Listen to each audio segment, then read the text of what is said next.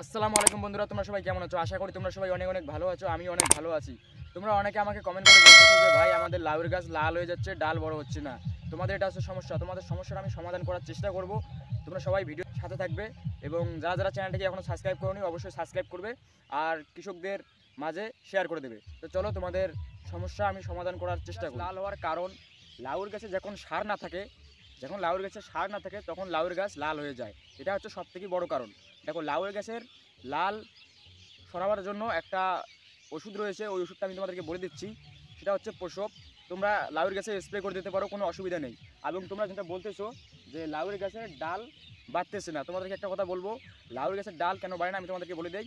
যখন একটু দেখবে হালকা বৃষ্টি হয়ে যাচ্ছে, তখন তোমরা দোকান থেকে ইউরিয়া সার কিনে এনে ছিটিয়ে দেবে।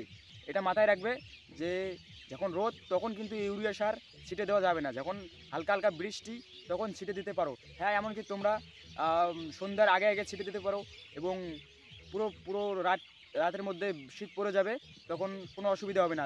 এই দুটো জিনিস যদি তোমরা ব্যবহার করো তাহলে অবশ্যই লাউয়ের গাছের লাল দাগ সরে যাবে এবং ডাল বড় হওয়া শুরু হয়ে যাবে, কোনো অসুবিধা হবে না। এটাই হচ্ছে সবথেকে বড় কারণ।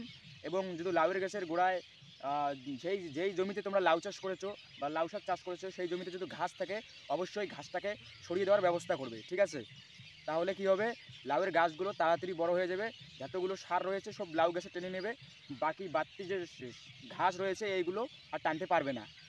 এই দুটো জিনিস তোমরা ব্যবহার করবে, দেখবে লাউয়ের গাছ একদম ঠিক হয়ে যাবে, লাল দাগ সরে যাবে, লাউয়ের গাছের ডাল লম্বা হওয়া শুরু হয়ে যাবে। আমাদের যে লাউয়ের গাছগুলো রয়েছে তোমাদেরকে পিছন ক্যামেরা করে আমি দেখাইতেছি, কোনো লাল নেই, ডাল কত বড় বড় লম্বা হয়ে যাচ্ছে তোমাদেরকে এইটাই আমি পিছন ক্যামেরা করে দেখাই। আমার হাতের এই ডালটা দেখো তোমরা কত বড় লম্বা হয়েছে এবং এই লাউয়ের গাছে কোনো সমস্যা নেই, একদম কোনো সমস্যা নেই। এটা হচ্ছে আগা দিকটা আমি ধরেছি এবং গোড়া অনেক দূরে আছে।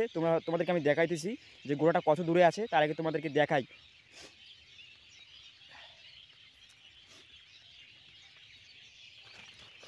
এই যে এইখানে গোড়া আর ডাল দেখো কোথায় এসেছে।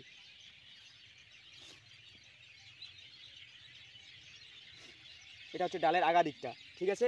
এটা হচ্ছে ডালের আগা দিকটা, এই দিকে ডাল গিয়েছে, এই দিক দিয়ে ডাল গিয়ে ওইখানে লেগেছে। আমাদের লাউ শাকটা তোমরা দেখতে পারলে, শুধু দুইটা জিনিস তোমরা ব্যবহার করো, অবশ্যই তোমাদের লাউ শাক অনেক সুন্দর হবে, অনেক ভালো হবে।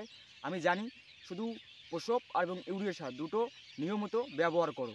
তো আজকের জন্য এইটুকুই ভিডিও ছিল। যদি ভিডিওটা তোমাদেরকে ভালো লেগে থাকে অবশ্যই একটা লাইক করবে, কমেন্ট করবে, শেয়ার করবে, সাবস্ক্রাইব করবে, আমার চ্যানেলের পাশে থাকবে। কৃষকদের জয় হোক।